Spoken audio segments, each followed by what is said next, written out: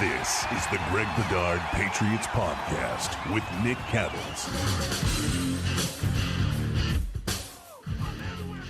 Hey, everybody. Welcome into the Greg Bedard Patriots Podcast with Nick Cattles, who's not here today. Gave him the weekend off. Our podcast is a proud member of the CLNS Media Network.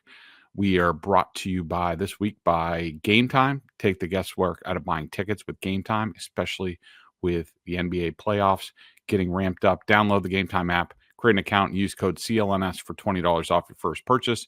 Download Gametime today. What time is it? Gametime. Okay, so draft week is finally here. Thank goodness. Can't wait till it's over, to be honest. And I say this every year.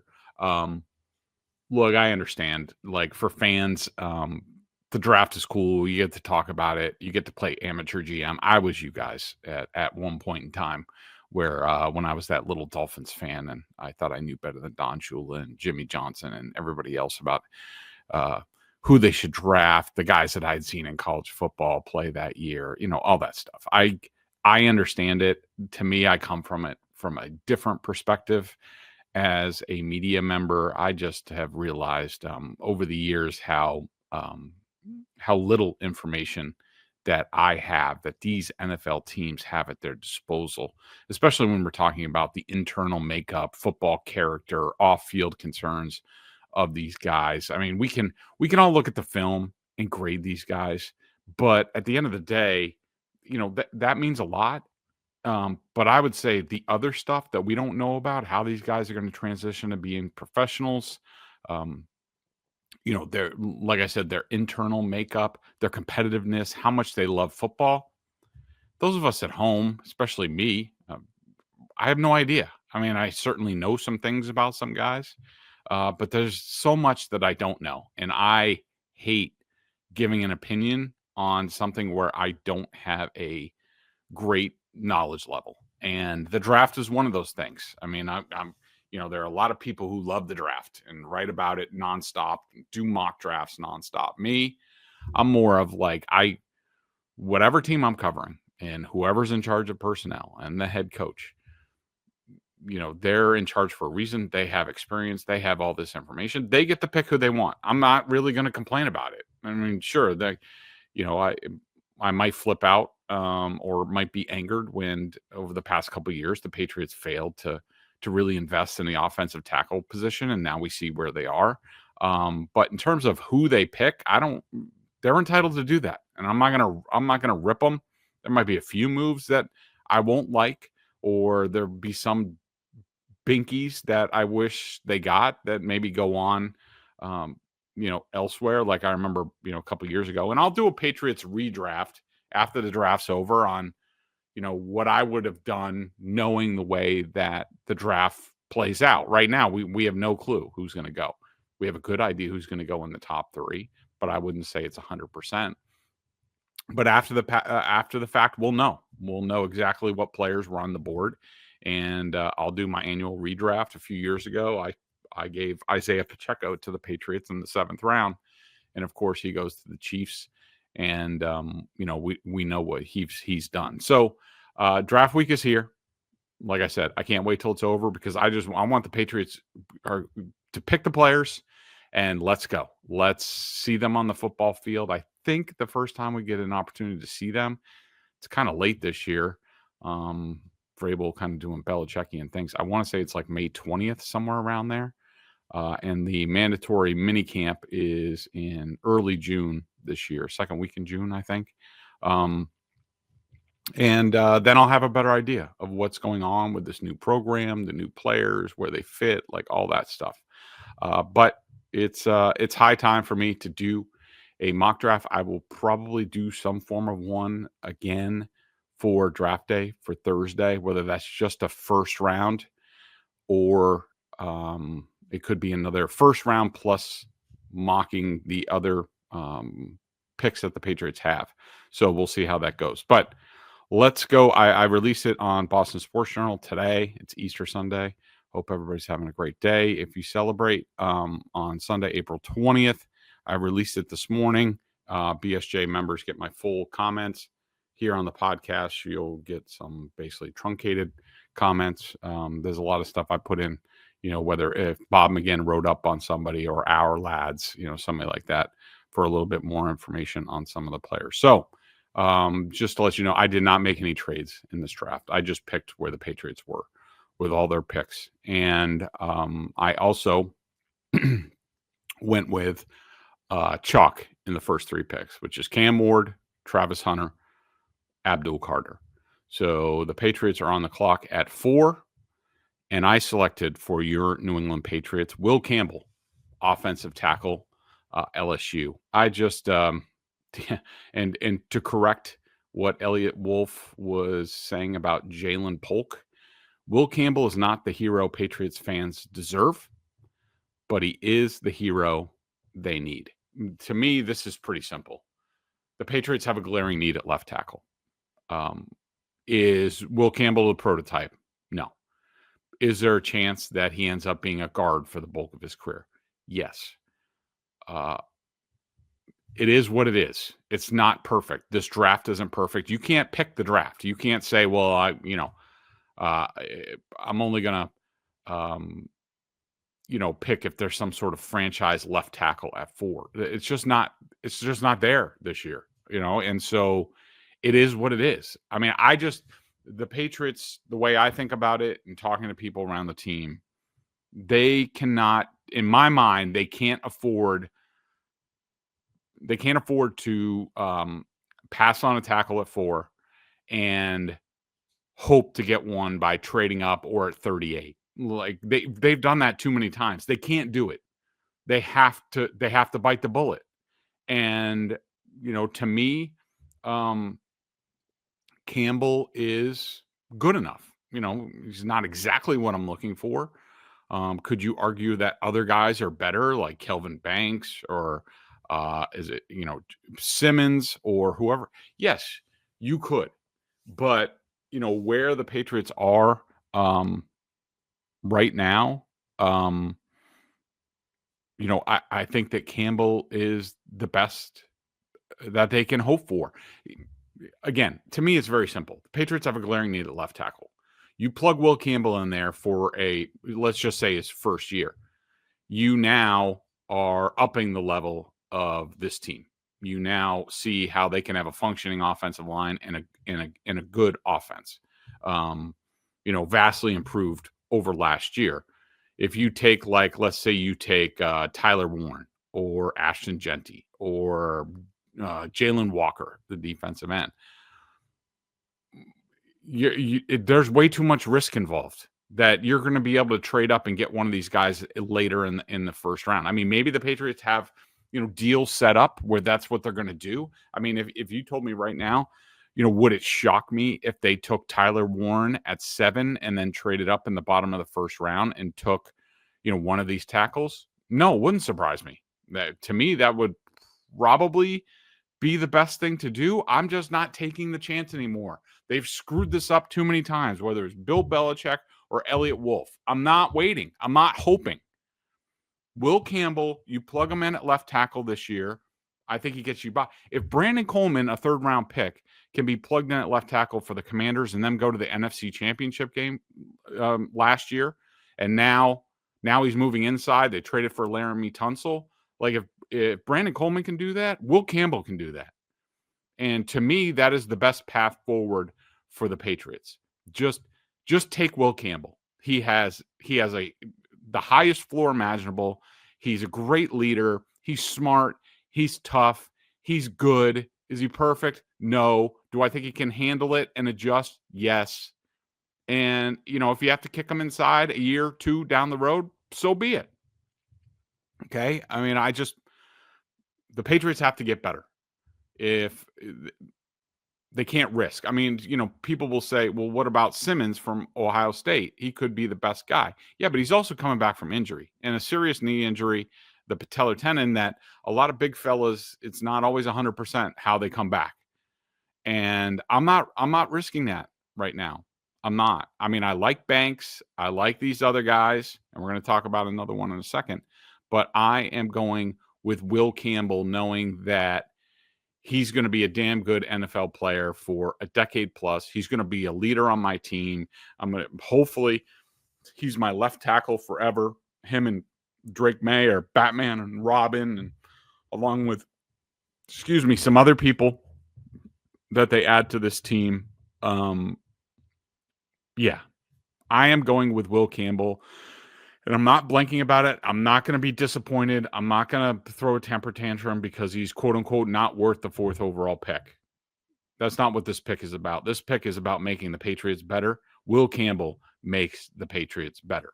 So now we go down to the 38th pick in the 2nd round. And this was one of the mock drafts I did.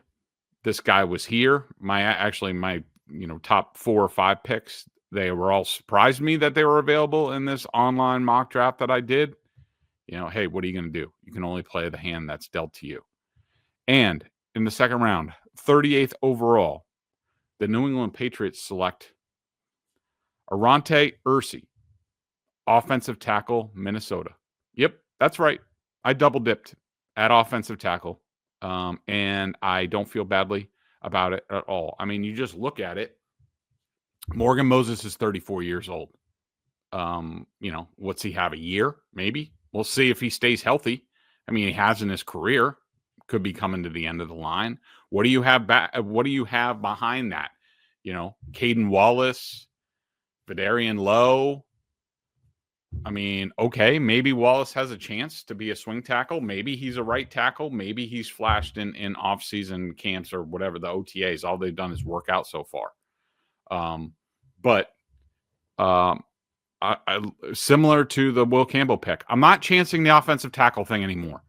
Belichick screwed it up. Every year I would come on here and talk about they have to draft a tackle this year. They have to draft a tackle. And they just wouldn't.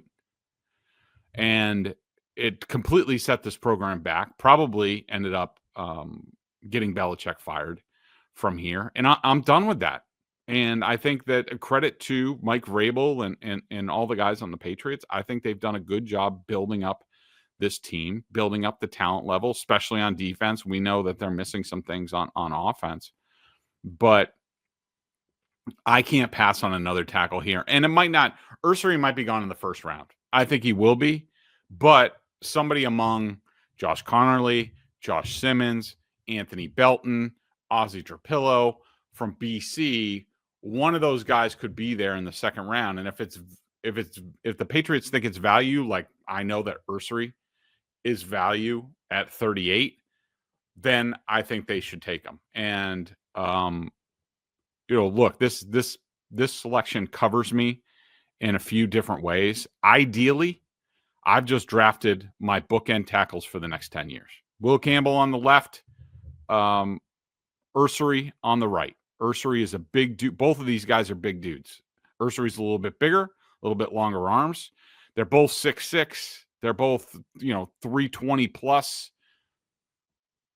I feel really good about doing that in front of Drake May and solidifying. So ideally, that's what happens. And maybe Ersery doesn't play year 1. Backing up Morgan Moses is not the worst thing in the world. And there's always injuries, and maybe he can develop some versatility. But, ideally, those are my bookend tackles of the future. There's also this. What if the Patriots go into training camp this year? They work everybody out. They get a look at Campbell and Ersery, and Morgan Moses is doing a good job over at right tackle. What if at the end of the day, the Patriots say, like, Ersery's too good right now to sit on the bench. We're going with our best 5. And what if their opening day lineup is Ersery at left tackle, Campbell at left guard, Garrett Bradbury at center, Michael Wenu at right guard, and Morgan Moses is at right tackle?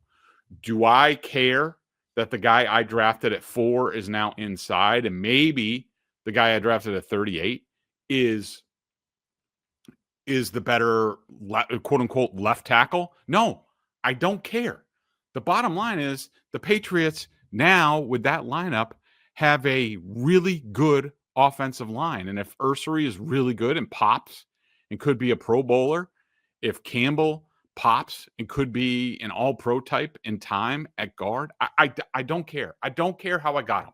The bottom line is the Patriots have gone from having one of the worst offensive lines in the league to one of the best in one offseason. And, with the freedom to do other things, maybe down the line at receiver and things like that, I can't pass that up.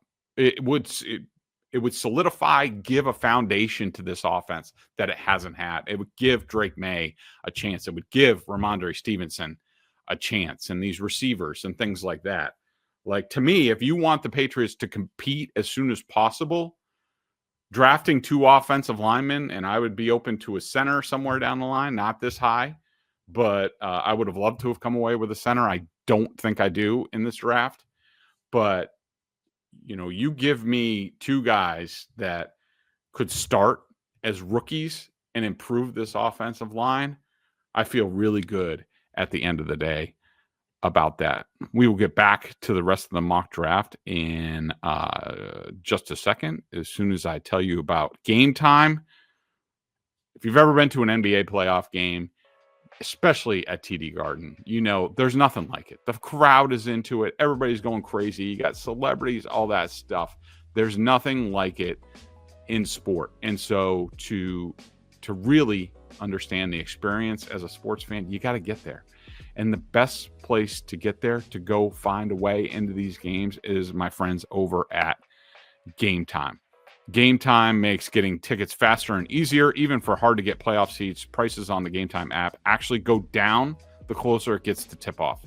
With killer last-minute deals, all-in prices, views from your seat, and the lowest price guarantee, Gametime takes the guesswork out of buying NBA playoff tickets. Yeah, I love the all-in pricing, the seat views, all that stuff is just vital to me. I love it in the app. The app is fast. I can't say enough about the app and how well it plays for those of us at home trying to get in the games with our families, our kids, our wives, like all that stuff. Take the guesswork out of buying tickets with Gametime Picks. Download the Gametime app, create an account, and use code CLNS for $20 off your first purchase. Terms apply. Again, create an account and redeem code CLNS for $20 off. Download Gametime today. What time is it? Gametime. Okay, so I went offensive line with my first 2 picks as the general manager of your New England Patriots. Where will I go in the 3rd round, 69th overall? Offense again, not the offensive line, though. The Patriots select Mason Taylor, tight end, LSU. This is a kid I've had my eye on for a while. Probably no secret around here that I covered his father, Jason, with the Miami Dolphins, and his uncle, Zach Thomas. And I knew his mother, Katina. Great family they come from. Really caught my eye at the Senior Bowl when he was able to do a few more things. There were a lot of really good tight ends down there. This is another pick, and I'll say this a lot. There's another pick where I could not pass up the value. And, I think he's 6'5", 252, really smooth hand catcher, willing blocker. LSU didn't really use him the way he should be used. Not a whole lot of down the seam, vertical routes. I think he would be a natural in Josh McDaniels' offense. I think he would be great. We know that Hunter Henry's not getting any younger. Getting Mason Taylor in there, who in my mind, he has his best ball much, much further in front of him. To me, he has a lot of upside, and learning from Hunter Henry, learning from Austin Hooper, being in this offense. Again, after I get the tackles, now I get the tight end. Now you're talking about, Drake May having sort of like a core around of guys he's going to grow up with in this offense. And I think it would just be the best thing for the Patriots. And I could not pass up on that. So do I go offense again? 3rd round, 77th overall. Yes, I do. The Patriots select Kyle Williams, wide receiver, Washington State. Now, the evaluations of this guy are all over the map. And just to give you, he is 5'10 and a half, 190, 4'4", 40, hands under 9, wingspan 73 inches. What's interesting here is the evaluations of Kyle Williams are all over the map. Chris Sims loves him. I think he had him as his second receiver out of like the 5 that he put on his list. He thinks he could go in the first round. My guy Bob McGinn over at Go Long with Tyler over there. Kyle Williams did not make his list. Not even, I think he goes like 10, 12 deep and then another like 4 people. He was not on there. Our lads says that he should go. I can't find that. Projected round, 2nd to 3rd. This is a guy who, look, is he perfect? No. Does he have some concentration drop issues? Yes. But this guy has explosiveness. He has route running. He has awesome get off ability. He could stick his foot in the ground and lose a DB. I mean, ideally would he be a little bit bigger? Yeah, but I think this guy is just too good to pass up and lends.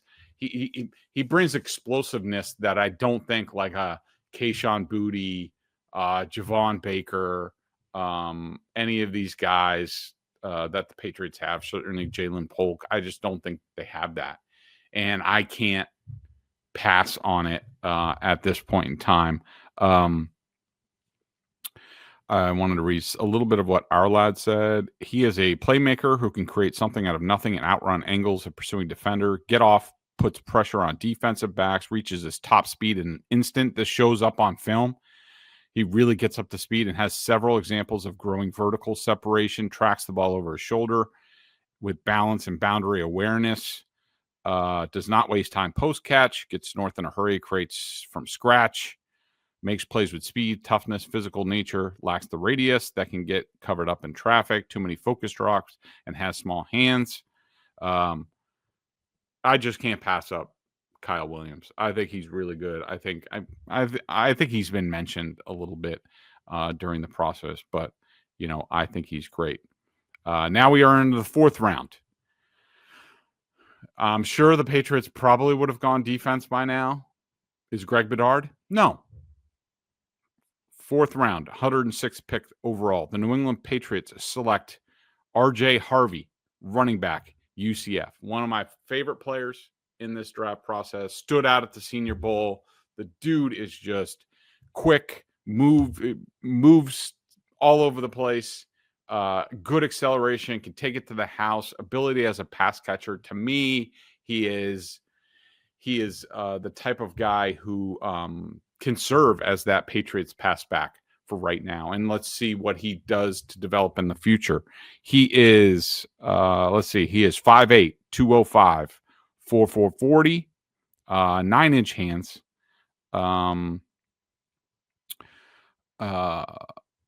Like I said, I love them at the Senior Bowl. This is from Bob McGinn. He was on his sort of secondary list. Kind of a poor man's Bucky Irving from the Bucs. I don't mind that. I think Bucky Irving is terrific. Kind of built the same way. Really like his demeanor. Compact guy. He's shown that he can catch the ball out of the backfield. He'll be a solid, efficient, productive number 2 back that can ascend into a heavier role with more experience. I like the Arlad's write-up. His move it, trace, and vision will create production on their own. Add in the speed and his receiver caliber hands. He will be useful in multiple areas of the offense. The quick burst and low to the ground running style is the type of trait combination that can create a yard if he is given an inch and 10 yards if he is given 1. He may not be complete enough to be a top back for a team, but as a complementary piece, his value can be the difference maker an offense needs. Well-built lower half can hide the sheer size shortcoming. Quick in a phone booth with a burst to create sudden separation from defenders. Has the final gear to get away from real NFL speed. Rarely gets caught from behind. Tough and hard nose. Excellent hands. I mean, it sounds like something the Patriots have been lacking for a while and would be a great compliment down the line for the Patriots. And so I go with him. 5th overall, 144th overall. I finally go defense. The pick, J.J. Pegues, defensive tackle, Ole Miss. Again, couldn't pass up the value here. This is some kind of athlete who's played all over the place. Originally came in as a tight end, would be a perfect rotation guy behind Milton Williams and Christian Barmore with upside. Our lads has he's 6'2.5", 309. He is projected. They have projected around 2 to 3. I do not think McGinn has a write-up. Was at Auburn. He was used as a fullback and wildcat at Mississippi. I love him. He's not perfect, but I think he would really fit the system. He can gap penetrate, all that stuff. I think he would be great here. 5th round, 171st overall. The pick, Cody Lindenberg, linebacker, Minnesota. This kid, I just want to make sure they're covered at linebacker. Who knows what happens with some of these guys that they brought in. This write-up sort of says it all. From Bob McGinn, he is 6'2.5", 236, 4.73. Not great running, but I think Spillane was similar. Said one scout plays with high effort, quarterbacks the defense, not real productive in coverage. Like to see more explosion on contact, high character kid, sleeps, breeze, football. Coach PJ Fleck told me he's arguably the best linebacker he's ever had. That's the kind of guy that I'm looking for, more program stuff. Could it be more of an edge guy in that pick? If I just didn't see the value in the mock draft that I did, you guys and the Patriots probably would. I just didn't see it at there. So I went with a guy that, has a potential down the line to develop into a starter. For now, he'll be a kick-ass special teamer and would fit totally with what they're trying to do from a football commitment standpoint. 7th round, 220th overall. The pick by the Patriots, Kurtis Rourke, quarterback, Indiana. I'll freely admit, I really wanted Notre Dame's Riley Leonard. I think he would be a great guy to develop and sort of he would be a great down the road backup for Drake May because they're similar in terms of their athletic ability. Riley Leonard has a long ways to go, but he would be the type of guy that I want Josh McDaniels to get his hands into and develop. He would be my perfect guy. He wasn't there, and I don't love Rourke. Not nearly the athlete that those other guys are. Not a great arm, but he's really smart, athletic. He's a decent athlete, very accurate passer. I think that he would give the Patriots a chance to do something. And let's also point out, as soon as I do, for those of you listening to this show, we ask that you subscribe to the podcast, like, and leave a review. And for those watching the show on CLNS, go ahead and hit that like button and subscribe to Patriots Press Pass YouTube channel, where you can find our show and a lot of other great Patriots content. Also, please make sure you turn on your notifications so you know that instant a new video drops. Also, make sure you check out Gametime with hockey and basketball going to the postseason. You got the Red Sox are starting to heat up. No better time than the present to go check out Gametime and get into a game and get out there. The weather finally may have turned a corner here in New England after it was horrible. So you might want to get out and about in Boston and get to a game and go do it with my friends from Gametime. So the final pick for the Patriots, 7th round, 238th overall. The Patriots select Andres Borregales, place kicker, Miami. The Patriots don't have a kicker right now. They have some guy named John Parker, somebody. Don't like anybody. John Parker Romo, or I don't know, whatever his name is. I do not like guys with 3 names. That's just a bias of mine. Let me double check. The kicker is, yes, John Parker Romo, whoever the heck that is. Borregales is the best kicker coming out this year in the draft. I mean, do I want to use a draft pick on a kicker? No. Will they? I don't know. But I'm plugging a big hole from Bob McGinn. So he's 5'11", 202, 4-year starter. Quote, if you're looking for the most consistent field goal kicker, this is probably the guy. One special teams coach said he's 95% in his career on what I call clutch kicks. I do not think he's a great kickoff guy. Not a big concern for the Patriots because the punter can do that. Behringer can do that if needed. Made 18 of 19 in 2024. His 94.7% ranking 4th in the country. I don't think he kicks the ball real high, said another coach. He hits a low trajectory ball. His brother is kicked as well. Yeah. So I got to be honest. I mean, obviously it's not going to work out like this. But I feel pretty good about this draft. I really do. I like getting I like giving myself options at tackle, or at least on the offensive line. I have the potential to add 2 rookie starters on the offensive line in front of Drake May. I feel really good about that. 2 potential weapons for Drake May and a little bit of depth other places. I feel really good about it. Like I said, I will probably have another one on Thursday before the draft kicks off. Probably a first round. I'll do a first round mock. And that will be my final projection for what the Patriots do. Could I pick somebody else and trade into the bottom of the first? I could. Can't wait till it gets going Thursday night. Let's get this over with. Let's get the 2025 Patriots assembled and on the field, and let's go. So thanks for listening, everybody. I will see you next week with Cattles a couple times. We'll see what we're going to do and dropping in on some CLNS podcasts or shows like during the draft. We'll see how it goes. Thanks for listening. Make sure you subscribe, rate, and review, all that good stuff. We really appreciate it. And have a great day.